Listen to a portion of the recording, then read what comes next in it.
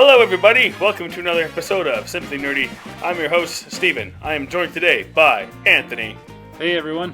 We are here to talk about Super Mario Odyssey. Yes. Because it just hit its 2-year anniversary, Anthony. That is insane. Time has gone by way too fast. Yeah, it's kind of shocking that it's already been that long. But this game is one of the greats, and we wanted to tell you all, because this channel wasn't a thing back when it launched, we want to tell you kind of our thoughts about Super Mario Odyssey. To kind of pay it a tribute, because as Steven has indicated, this is a game worthy of much praise, at least in our minds. Alright, so let's first talk about the story, Anthony. I'll just start off by saying that the story is really simple, it's different, and it's completely delightful. I probably didn't pay super much attention to the story myself. I think we would both agree that that Mario games don't necessarily, they're not known for their story, but Which is why I say it's simple. Yes. My second point is this game is also a little tad different just because it begins like the end of a Mario game that kind of leads into a second adventure. It starts off with you already confronting Bowser. I did think that was kind of a fun way to start off. It just threw you right into the action. I really liked it. Just for your information, this video has spoilers. So let's get into the first spoiler, Ant. So the story. In the middle of the game, New Donk City, there is a Mario tribute that got my eyes to water a tad. I don't know about you. Jump Up Superstar moment in the game where you're going through that course. Dude, it brought water to my eyes. It was so good. I grew up with Mario and Mario games, and that brought it all home for me. I don't know about for you. Let's hear your thoughts, Ant. What did you think of New Donk City and Jump Up Superstar? I did like that part a lot. I thought it was a really fun kind of festival-like way to celebrate kind of the history of Mario, I guess, as you say. And it was a very cool interactive use of the cool like 2D wall thing, abilities that you have in this one. It was great. I really enjoyed it. I don't know if I got as emotional as you did, but it was kind of a high point in the game all the same. Awesome. And then the last point I have to say about the story, the end of the game has you jumping out of your seat that with joy.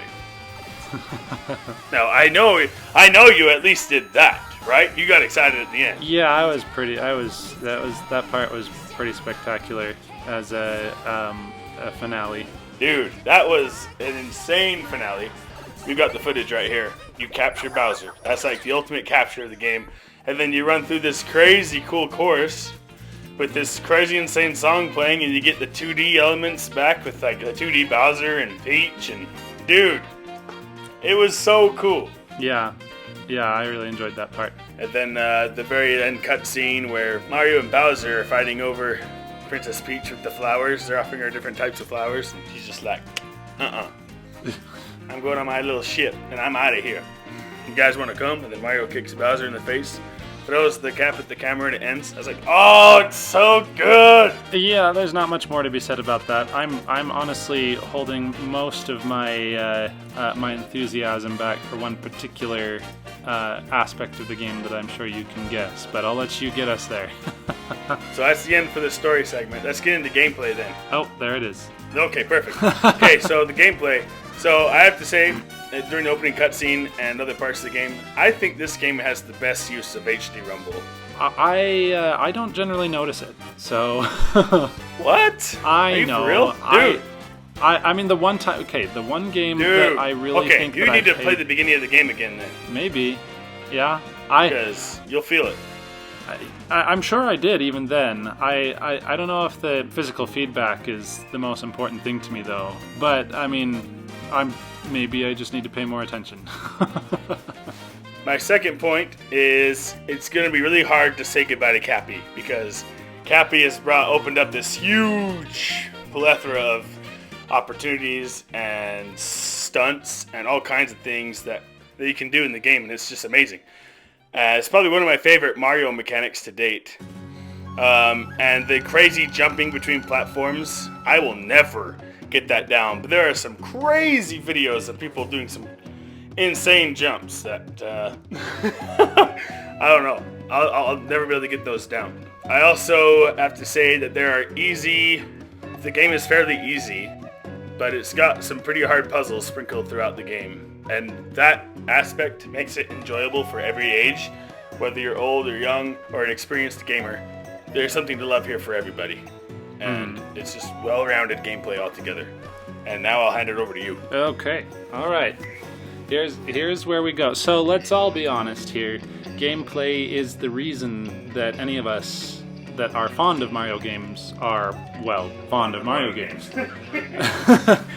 It's the gameplay that always sells this experience, and I feel like more than almost any other franchise out there, Mario games just know how to create a joyful experience when it comes to just playing the game. And I feel like in terms of what Odyssey accomplished, it went even beyond its usual standard of excellence when it comes to to Mario games.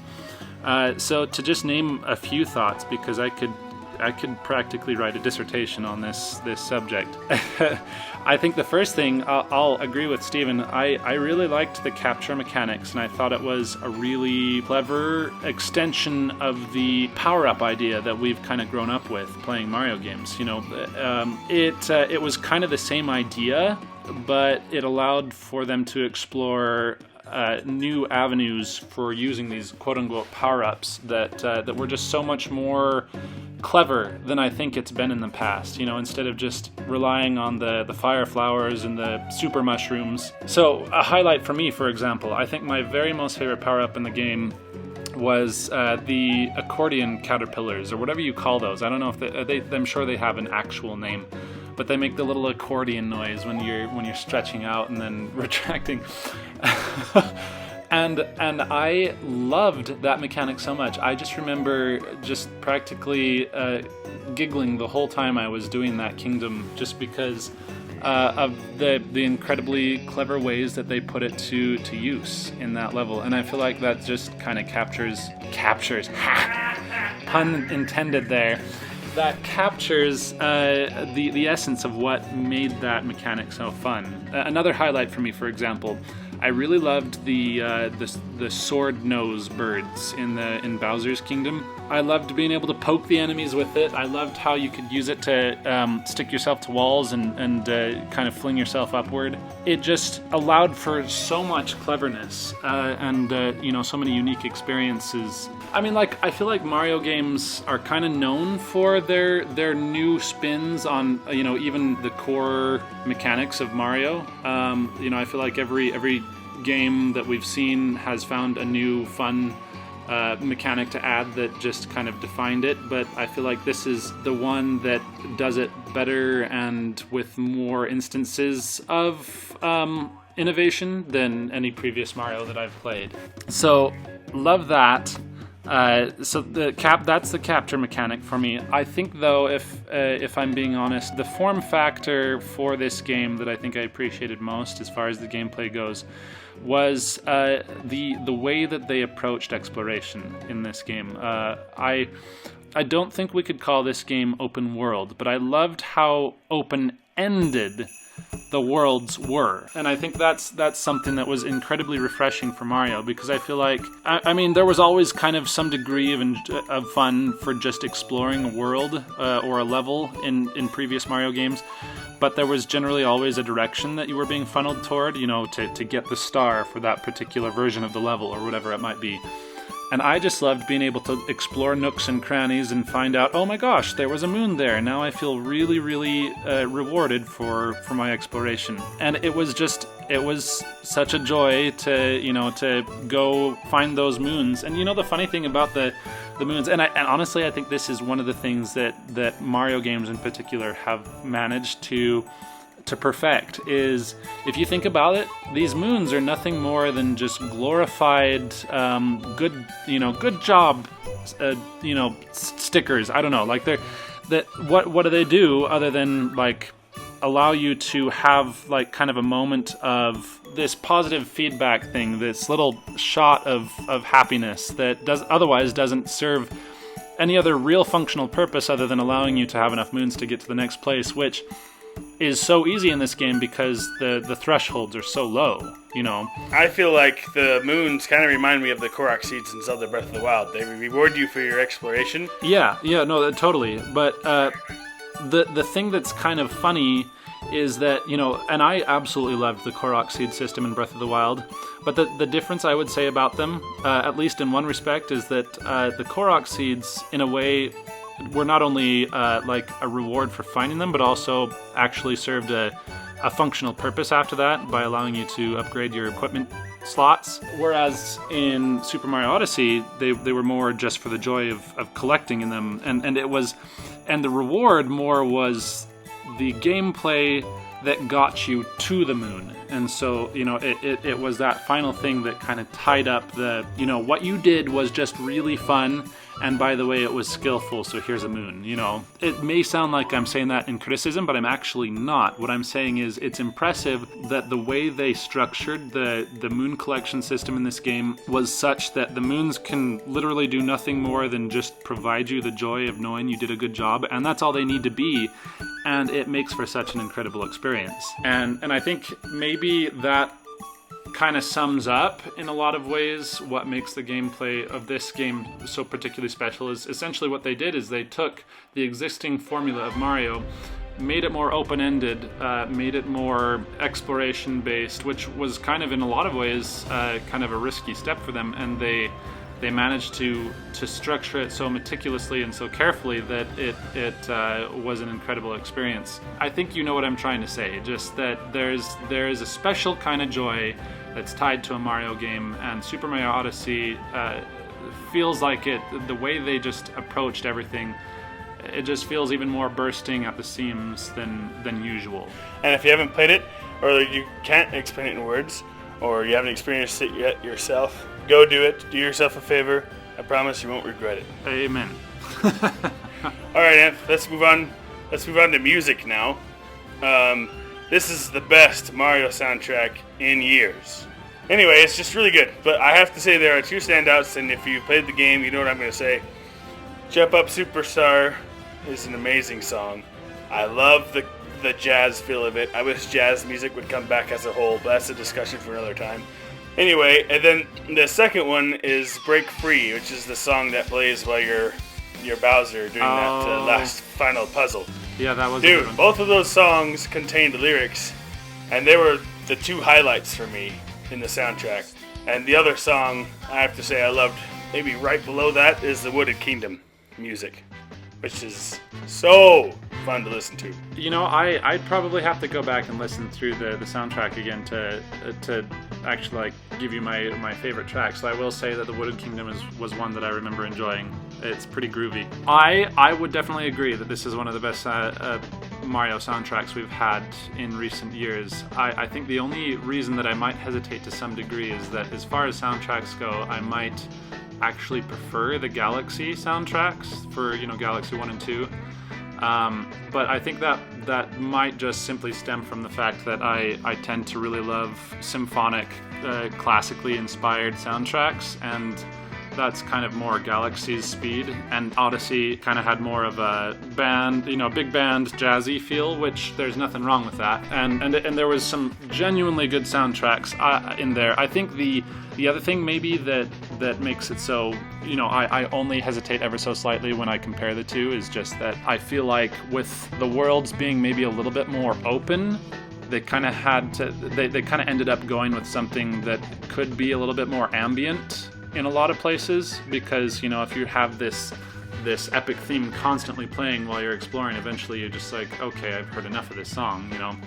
So I feel like a lot of the area themes are kind of more ambient, which means they're perfect for in-game, but maybe not as much for like just listening. And so in the end, I would absolutely agree that it was an excellent soundtrack, and I'm not saying that it's not a good one. I was just, when you were saying that, I was thinking like, how would I compare it to previous Mario games? And I would probably not say it's the top in my mind, but it's up there, and I really enjoyed it. As an extension to the thought of the soundtrack, that the sound design was absolutely excellent.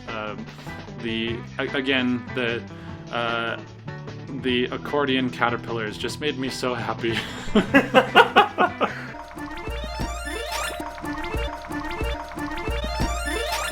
for multiple reasons. All the sound effects in general were so good. They nailed everything. All right, Anth, let's talk about graphics briefly, because we all agree that they were beautiful, they were brilliant, they were crisp, and extremely charming.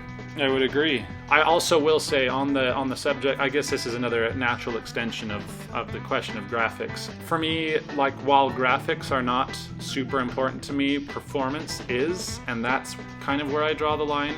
Like, I don't care if a game looks like it came from last generation if it performs super well and it's super fun to play. But one thing I loved about Super Mario Odyssey is that I feel like it always prioritized performance. You know, no matter what had to take a hit, you know, like I was saying, sometimes there were a few jaggies in portable mode, but that game, I don't ever remember seeing any sort of frame rate slowdown or chugging of the game. It was just smooth as silk, 60 FPS the whole time. All right, now we're going to move on to our last point, which is replay value. So, in my opinion, with so many moons to collect, I could see starting the game over to be difficult for some people. But if you're not a big collector and you just play a game for the sake of having a good time, I think there's a ton of replayability in this game. I honestly think it's not a failing of the game itself if, like, collecting all the moons feels prohibitive to someone. I think that, if anything, I'm going to be a little bit brutal here. It sounds like a personal problem. Oh, man. Yeah, because, I mean, you know, if a commitment to 100% collection is preventing you from playing an excellent game, then, you know, fix your priorities. But I guess at the same time, that is coming from someone who got 999 moons. So, you know, I guess maybe I should practice what I preach. But I mean, from a sheer content perspective and not like preference perspective, I would say that this game is infinitely replayable, because given some time in between, you know, playing and then coming back to it, I can imagine if I went back to play the game like right now, that everything would feel fresh again, because, you know, I'd remember it, sure, I'd be like, oh yeah, this moon was really tough, or I really enjoyed this one, but then I'd go back and do it, and I'd find a lot of fun out of it, just like I'd done the first time. And I think that might be another one of the you know, the powers of Mario games, is that their charm never goes away, no matter how many times you play. So lasting appeal, I would say that you know, barring personal preference, that it's a game that you could keep around forever and never get tired of. I 100% agree. So if you haven't played it, do it. If you've played it, play it again. It's been 2 years. Go back, replay it, you know, do it. Yeah. Anyway, Anthony, do you have anything else to add before we wrap up? No, other than just happy 2-year anniversary, Super Mario Odyssey, which, in my opinion, I think you've probably picked up on the vibes from Steven and I here. We consider this to be probably the most excellent Mario game ever made, and you can fight us on that if you want. Bring it on. You know, and it's joined by some other Mario games that I would put very, very close in terms of excellence, but I think this one just takes the cake for me, and I think it's just because it takes all of the Mario joy that we've grown up on and then just adds so many sprinkles on top that I just can't help but say, you know what, I think this one wins. Happy birthday, Super Mario Odyssey. We're glad you exist. Thank you so much for watching our video. If you like this discussion, please give us a like and comment down below what your favorite part of Super Mario Odyssey was, or if you plan to pick it up and play it for the first time. And if you are in that boat, I don't know why you're listening to this, because there's spoilers in here. So what are you doing? Just go play the game yourself. And until next time, Keep it nerdy.